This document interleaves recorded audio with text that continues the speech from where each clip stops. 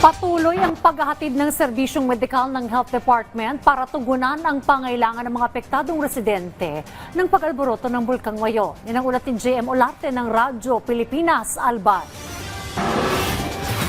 Malaking kaluwagan sa pang-araw-araw ng pangangailangan ni na Ate Liza ang regular na supply ng tubig dito sa evacuation center sa Barangay Bariw, Kamalig, Albay. Sobrang importante po sa kasi ngayon nagkukulang po sa supply po ng tubig. Kaya yung medyo nahirapan po kami na walang tubig.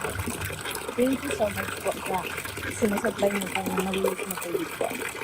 Bukod sa mga nakatalagang water tanker, may filler bag din sa evacuation center na kayang lagyan ng 5,000 litro ng tubig araw-araw. Ang malinis at inuming tubig na yan dito sa evacuation center ay hatid mismo ng Philippine Red Cross. Para matiyak ang kaligtasan ng mga bakwit na apektado pa rin ang pag-alboroto ng Bulkang Mayon, sinamantala na rin ni Ate Liza ang libreng check-up at gamot ng Department of Health sa itinalagang medical station. Malaking pasasalamat niya dahil tuloy-tuloy ang pag-aalay ng pamahalaan sa kanila. Maraming salamat po sa mga naipaabot po yung tulong para po sa amin.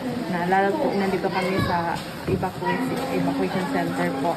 Samantala, namahagi rin ng Philippine Red Cross na mga face mask sa mga bayan ng Kamalig at Ginobatan matapos ang ashfall mula sa pag-alboroto ng Bulkang Mayon nitong Sabado. Ang patuloy na pag-aalalay ng pamahalaan at ilang organisasyon ay tugon sa direktiba ng Pangulong Ferdinand Marcos Jr. na bigyang atensyon ang kalusugan ng mga internally displaced persons na direktang apektado na nagpapatuloy na aktibidad ng bulkan. Mula rito sa Albay para sa Integrated State Media, JM Olarte ng Radyo Pilipinas, Radyo Publiko.